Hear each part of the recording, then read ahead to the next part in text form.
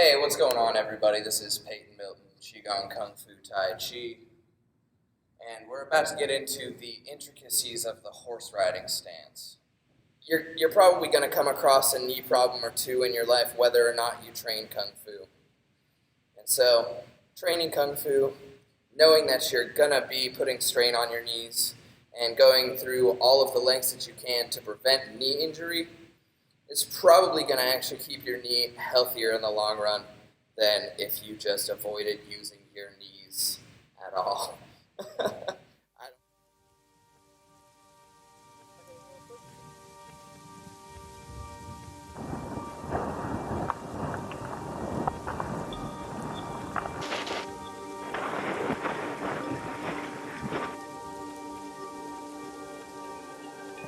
For those of you who don't know what the horse riding stance is, please do check out this other video right over here.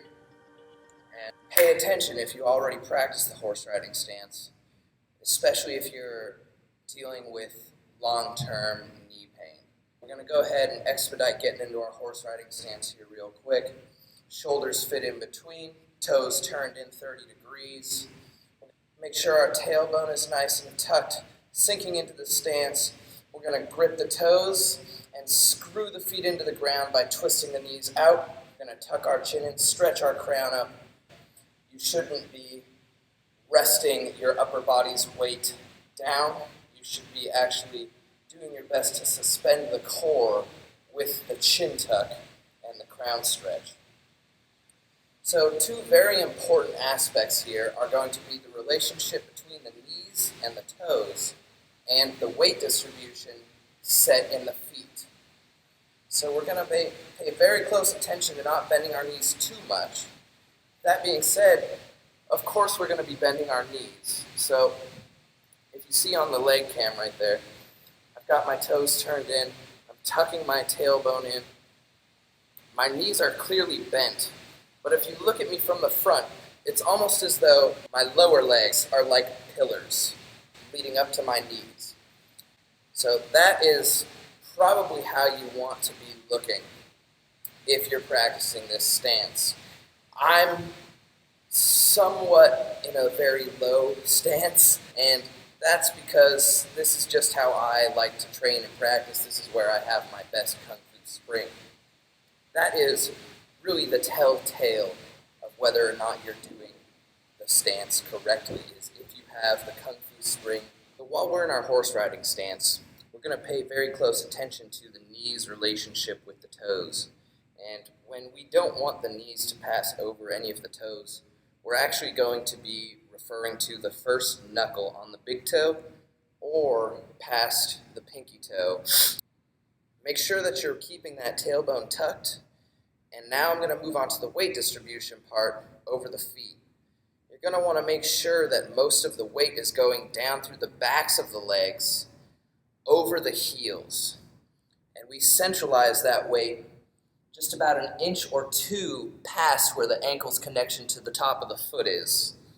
But we want to make sure that the weight distribution is going down through the backs of the knees, almost as though the tailbone tuck is sinking us into the weight distribution, preventing damage to your knees. You're going to be in a really good position to practice for a very long time and hopefully for the rest of your life, if that's what you want to do. There you go, intricacies of the horse riding stance. If you are already feeling pain from training the horse riding stance, I recommend you check out this Tai Chi knee therapy video right here, because that's what I use to basically do my own physical therapy on my knees whenever I get some feeling of injury or discomfort from training my Kung Fu. Just use that. It usually only takes me a day to get back on my feet. I take 1 day's break from my Kung Fu, do some Tai Chi knee therapy. I'm really nice. I baby my knees. I make sure that I'm not doing a bunch of leaning forwards, knees over toes activities. Usually very bad for the relationship of the kneecap and the little knee micro muscles back there. A lot of our shoes have a tip forwards over the toes, and that's another thing to be paying attention to.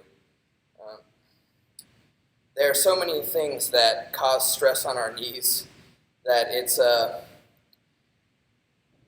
you're probably going to come across a knee problem or two in your life, whether or not you train Kung Fu. And so, training Kung Fu, knowing that you're going to be putting strain on your knees and going through all of the lengths that you can to prevent knee injury is probably going to actually keep your knee healthier in the long run than if you just avoided using your knees at all.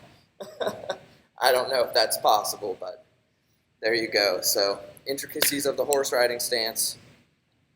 Make sure that the knees stay behind the knuckles of the toes. Make sure that the weight distribution is properly sunken by the tailbone through the heels of the feet. And then when we grip our toes, it should centralize more over the center soles of the foot. Peace.